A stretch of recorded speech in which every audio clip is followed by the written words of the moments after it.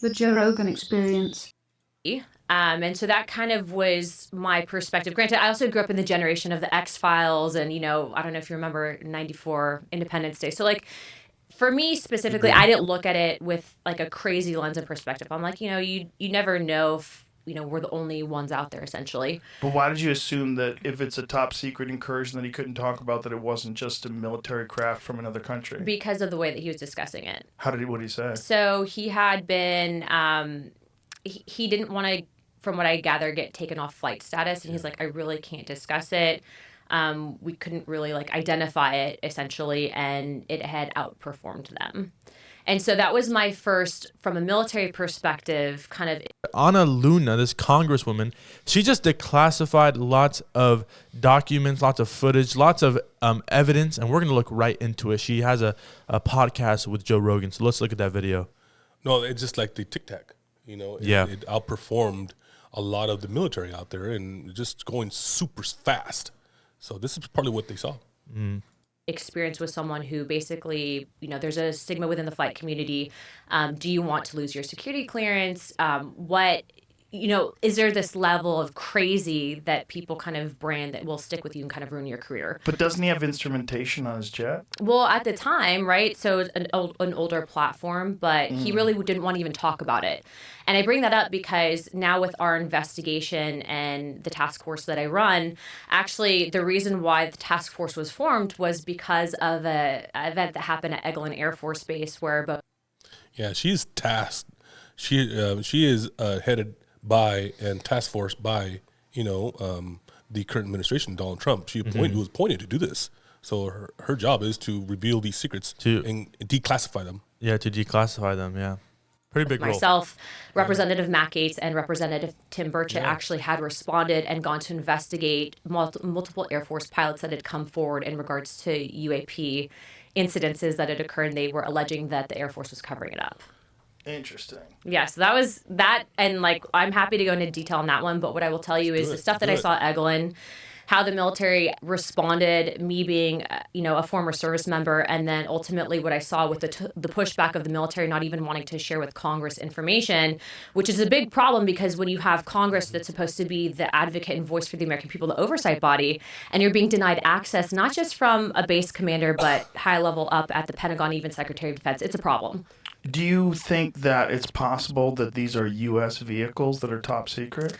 I definitely think that there's a level of advanced technology that the U.S. government has. And I think that tech can be housed within the defense contract realm. And of course, some information is going to be classified. But I can also tell. Yeah, because there's some tech that, the U.S. has that's, classified and stuff. But there's also some stuff that's unexplainable. Yeah. There's some stuff that, that they acquired from some UFOs, right? Yeah, that could be the case too. Tell you, and this might sound crazy, but based on our investigations and stuff that we've seen, there is definitely something that I think would rival what we know currently with physics and a tech that potentially is out there that we don't have the ability to reproduce, because it would basically be like dropping.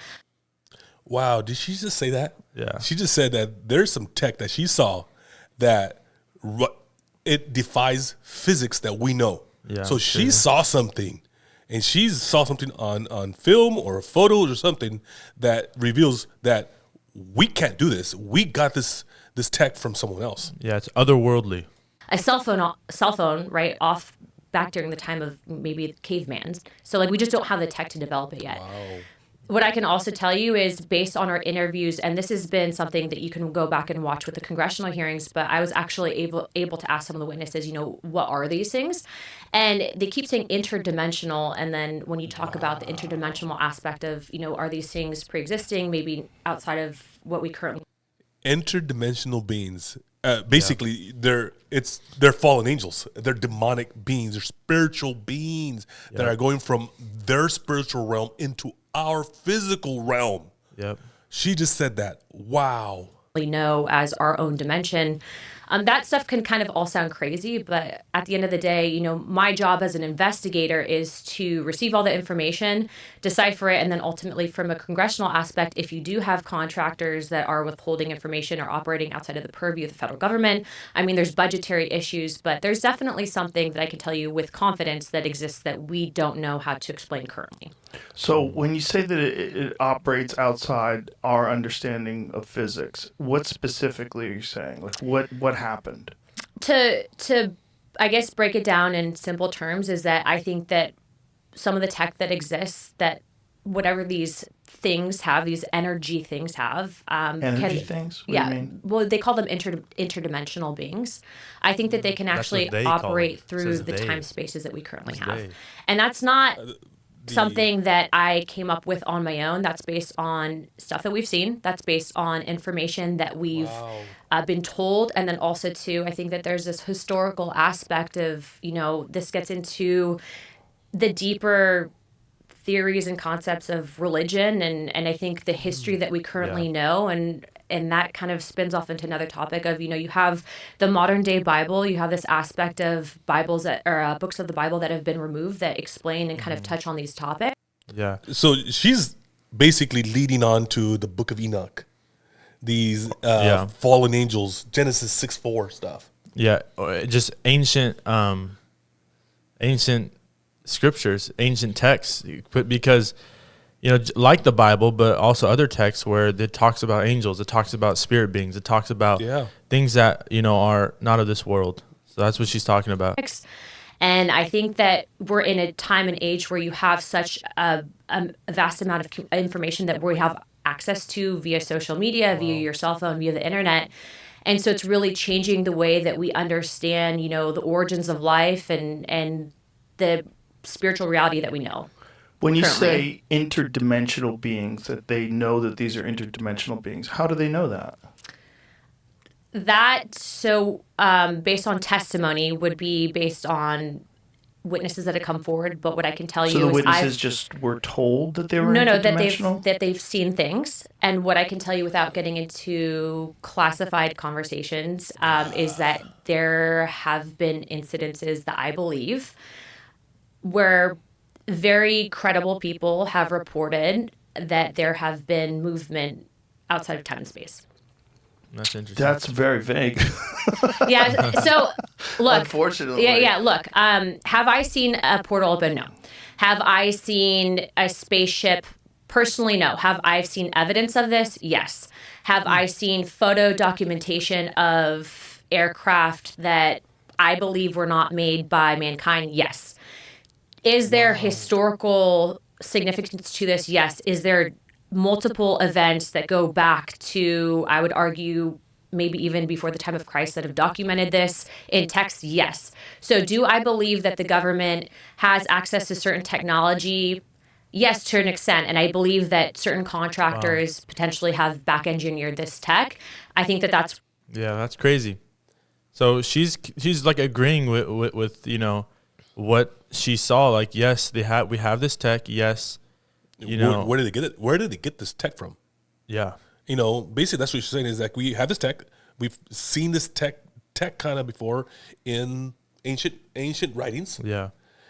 My thing is that why do we have this tech? For what purpose? Yeah. You know what are we doing with it? Yeah, exactly.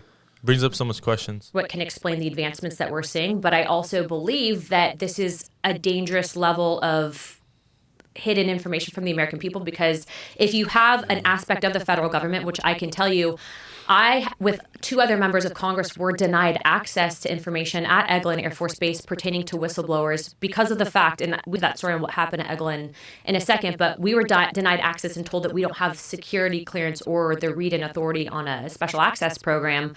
That's a problem, because I'm supposed to represent and be an investigative body, and you have then people who are unelected that are operating basically in secrecy, and that's a problem.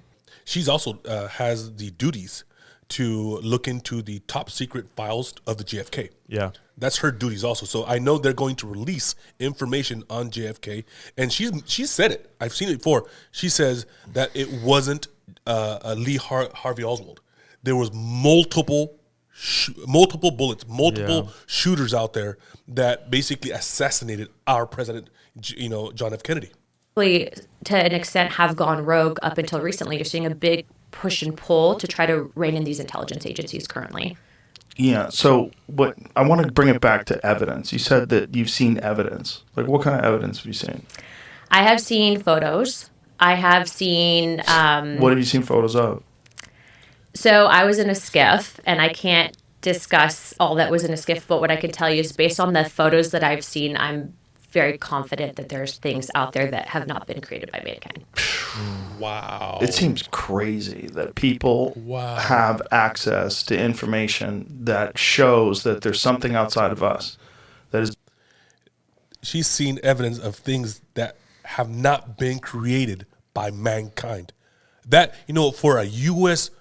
Congresswoman to say that on the Joe Rogan podcast, millions of viewers, she's putting her name on the line. She's seen this. This is amazing stuff. Yeah.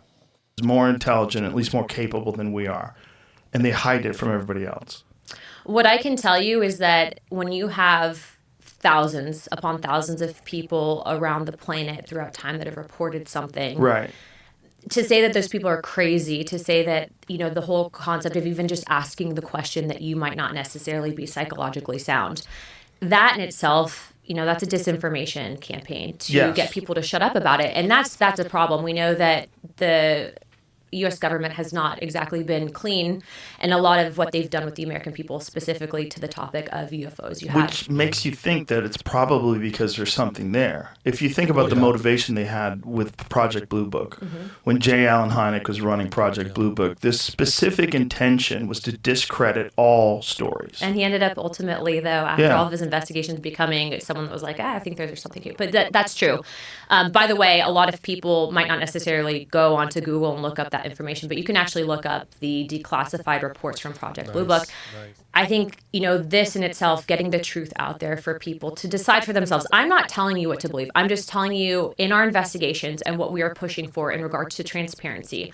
I would like to see the federal government roll out some of the stuff that we've been given access to, because I think that information belongs in the hands of the American people. And it's not even just the U.S. government. I mean, there's other countries. Yeah, I like what you said. Like, there's information that lots of people know that the American people don't know. And she's saying, man, if lots of people know it, why can't the American people know it? If things are being declassified, and lots of us do know it, but get it out. Yeah, just get it out there, and see what happens. Like, I think the world is starting to, I think we're ready for it. Yeah, we're becoming more and more desanitized. Yeah, desensitized, both. I think a lot of people say, well, this is a distraction from everything else happening in the country right now. And all I'm simply trying to say is it's not a distraction. The people that are kind of helping to divulge all this information, you have an intelligence community, Tulsi Gabbard, Radcliffe, Kash Patel. They have been truly, in regards to our other investigations, extremely transparent and wanting to get this information out. But it doesn't mean that within these intelligence communities there isn't pushback. And so part of the reason why the task force was formed pertaining to things like UAP, pertaining to things like the Jeffrey Epstein stuff, pertaining to things like the JFK, MLK, and RFK investigations is because even though we don't hold declassification authority, what we're trying to do is push these agencies and be, if you will, the pit bull and the attack dog on trying to get this information released. And to a lot of these agencies' credits, they've been extremely transparent, and we have gotten wins specifically on the JFK stuff, and we're still looking to declassify and ask specifically on the UAP topic. Why would the government hide this? If we have something, hide it from the public, hide it from other countries. Because if our country could back engineer this, we have that one step ahead of other countries in technology and military and stuff like that. So that's why they want to hush things down and keep it a secret. Yeah. To a very small amount of people. I think that part of the fear is that you have advisors that think that, the American people or humanity might not be able to handle it. There's this protective complex, but then also too, I think when you are talking about these things, for a lot of people, I think that it kind of can rock your world a little bit in regards to where you stand in a faith perspective, and then also too. Right. I think sometimes it's the church's fault. It's the church's fault because the church has not really delved into the real hyper spiritual stuff that's in the Bible, and we kind of dumbed it down. So now we're into the age where even our church members, church goers, when we talk about demons and being possessed and fallen angels and stuff like that, ooh, you're crazy, ooh, when it's in the Bible. And because the church doesn't talk about it, now we're in our age when this is coming up through the government, and they say, well, they're not ready for it because we stopped talking about it. Yeah, and the less we talk about it, the more, like, when these declassified documents come up, the more it's going to scare the church, the more it's going to scare people. And it shouldn't. Because it's been in the Bible. It's right. It's a real thing. But I read through the book of Enoch multiple times. And I'm not saying that these things are angels. Okay, that's not at all what I'm saying. But what I am saying is that depending on where you are in regards to your whole perspective on whether or not God exists, like I believe in God, I'm a Christian. There has to have been, and there's admissions that there was other creations that God made, but that we were the most prized creation. And so I think that this can open up a bigger topic of discussion. Yeah, so that's it. What do you guys think? It's crazy stuff, but I think as more and more evidence is getting declassified, it's going to get to the point where everyone's going to start knowing that, man, there's interdimensional beings, aliens are real, whether they're angels or demons, we don't know, but we know that they're interdimensional, they're spirit beings. And man, the church, I truly believe that a lot of it is the church's fault for not preaching about the stuff that is supernatural in the Bible. Not like, it needs to be said, it needs to be looked over, it needs to be taught, because it's going to get to the point where this alien talk, this interdimensional talk is going to scare America, and we're not going to know what to do. So what do you guys think? Add your comment, add some stories, and we'll see you guys at the next video.